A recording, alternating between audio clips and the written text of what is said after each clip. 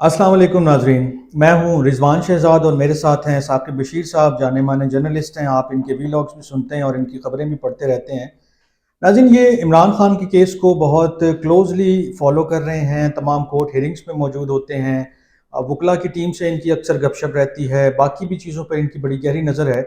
और खान साहब जो कि 5 अगस्त से जो है अटक जेल में कैद हैं, उनके केसेस के हवाले से इनसे कुछ अपडेट आज लेते हैं कि किन केसेस में क्या प्रोग्रेस है, कौन से केसेस में मज़ीद गिरफ्तारी हो सकती है। चूँकि तोशा खाना में उनको बेल मिली, लेकिन उसके बाद अभी भी वो जेल में हैं क्योंकि साइफर केस उनको उसका सामना कर रहे हैं। तो अभी मज़ीद कुछ ऐसी इतलात आ रही हैं, कुछ ऐसी इन्फॉर्मेशन आ रही है कि उनको जेल में रखने का कुछ प्लान भी है, कि उनको ज़रा लंबा अरसा जेल में रखना है।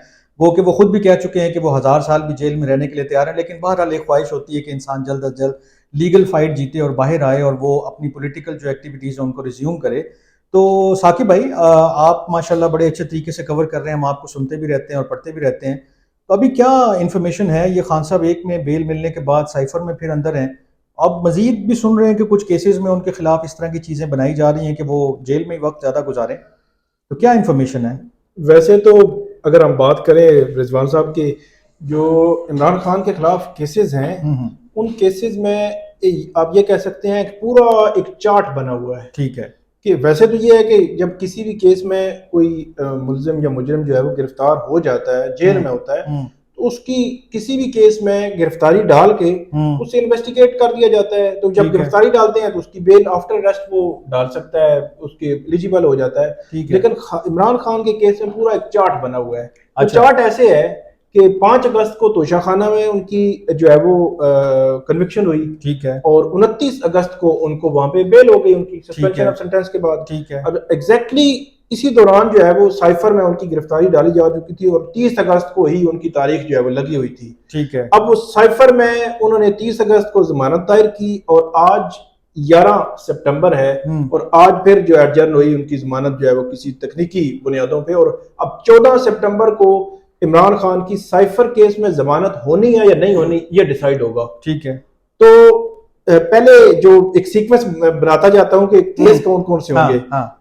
14 सितंबर को अगर इमरान खान की जमानत हो जाती है, ठीक है, तो नैब जो है, अच्छा ये भी मैं आपको बता दूं कि ऑफिशियल सीक्रेट एक्ट खसूसी अदालत से मुझे नहीं लगता कि जमानत हो जाएगी। अच्छा, ये बड़ी खबर है। और वो जमानत जो हो सकता है हाई कोर्ट से हो, लेकिन फर्ज कर लेते हैं कि उसी ट्रायल कोर्ट से उनकी 14 सितंबर को जमानत हो जाती है। ठीक है। तो जो नैब है वो क्या कहते हैं, छुरियां वो तेज करके ना नैब बैठा हुआ है। ठीक है। इमरान खान की अलकादर ट्रस्ट केस है और एक तोशा खाना का नैब केस है। ये दो केसेस हैं, उनकी तफसील में हम नहीं जाते। सिर्फ ये है कि इन दोनों केसेस में इमरान खान जब जो जेल में गए तो ये बेल बिफोर अरेस्ट पे थे। ठीक है। तो जमानत इन्होंने उनकी चल रही थी, लेकिन जब जेल में गए तो अदालत ने डिसमिस नॉन प्रोसिक्यूशन, मतलब वो कर दी कि अदम पैरवी खारिज के, बंदा मौजूद नहीं है, बंदा प्रोसिक्यूशन के पास है, बंदा स्टेट के पास है, तो डिसमिस, और बंदे ने खुद चल के भी नहीं आना अदालत, आ भी नहीं सकता। ये देखें ये कितनी सितम ज़रीफी है। बिल्कुल कि आज जो चीजें गलत हो रही हैं वो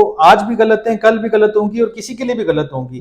लेकिन हमारे यहाँ एक रुझान है कि जी जो एक के साथ गलत हो रहा है तो उसको जस्टिफाई करने लग जाते हैं, जो दूसरे के साथ हो रहा है तो उसको कहते हैं नहीं इसके साथ ठीक हो रहा है। बिल्कुल, ये पता नहीं क्या हम कब सीखेंगे। ये बड़ा अलमिया है हमारे सिस्टम अलमिया, का। मैं आपको बताऊं कि एक बेल यहीं पे डिस्कस थोड़ा सा कर लेते हैं, इसी पॉइंट को।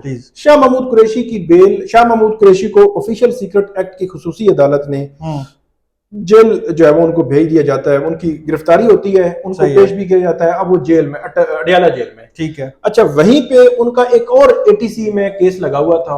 उस केस में उनकी बेल बिफोर अरेस्ट थी, पहले वो पेशी पे वो आ रहे थे। ठीक है। और उसमें कि उसकी जमानतें भी हो चुकी थी। अगर वो मौजूद होते तो ऑन मेरिट उनकी जमानत हो जानी थी, कंफर्म हो जानी थी।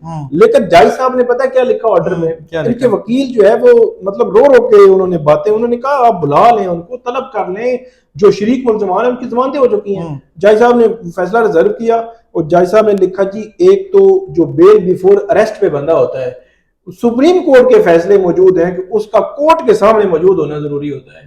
ठीक है।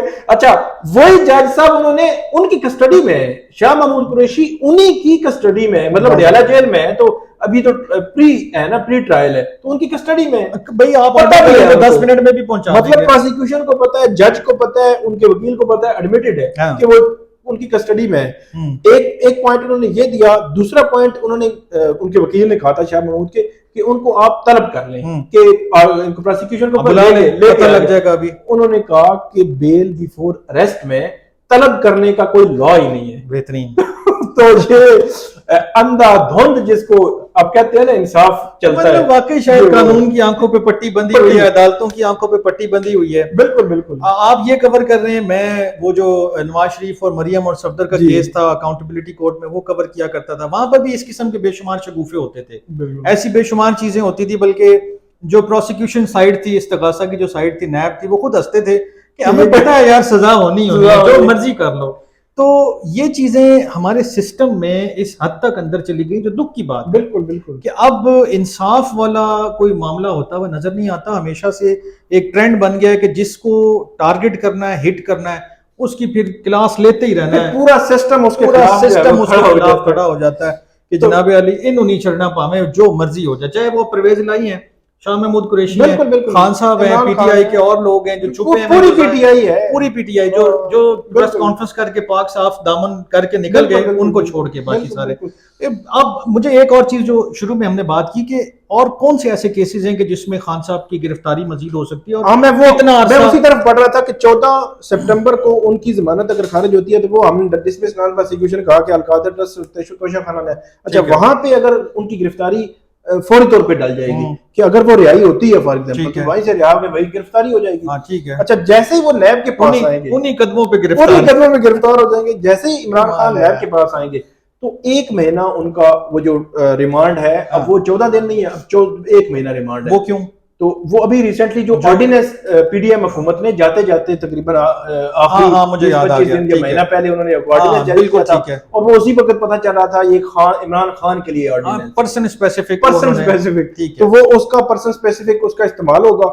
30 दिन के लिए इमरान खान जो है वो उस पर चले जाएंगे। मतलब ये है कि वो 30 दिन तो आप निकाल दें, 14 सितंबर से लेकर आप 14 अक्टूबर तक ये टाइम निकाल दें। अब 14 अक्टूबर के बाद, या आप 10 अक्टूबर कह सकते हैं कि वो 26-25 दिन का हो सकता है रिमांड दें। ठीक है। तो 10 अक्टूबर के बाद इमरान खान जमानत के लिए एलिजिबल होंगे। वो जब तक के जमानत शयानत दायर करेंगे 20-25 दिन उसमें लग जाएंगे, अक्टूबर का एंड आ जाएगा। अच्छा, इसी दौरान इमरान खान के इस्लामाबाद में भी 10-12 और केसेस हैं, 9 मई के लाहौर के भी केसेस हैं। उसको हम 1 बाई 1 नहीं जाते क्योंकि उनमें एक आध 9 मई का केस थोड़ा सा रीजनेबल है, बाकी सारे केसेस कोई उनकी बैकिंग नहीं है। जुडिशियल वाला जो अटैक वाला वो भी उसमें भी जमानत उनकी होनी है। ठीक है। वो 2 4 6 दिन का मामला। 9 मई के केस में क्या होगा लाहौर वाले में, उस पे अभी कुछ नहीं कहा जा सकता। तो मिलिट्री ट्रायल की तरफ तो कोई चीज नहीं जाती देख रहे हैं आपके मिलिट्री कोर्ट की तरफ कोई चीज खान साहब की जाती हुई नजर आ रही हो? मेरा यह ख्याल है कि इमरान खान की कनेक्शन अभी तक तो कोई ऐसी चीज नहीं आई। रिसेंटली अभी जो जेआईडी की रिपोर्ट आई है उसमें कोई कनेक्शंस बताए गए हैं। अब लेकिन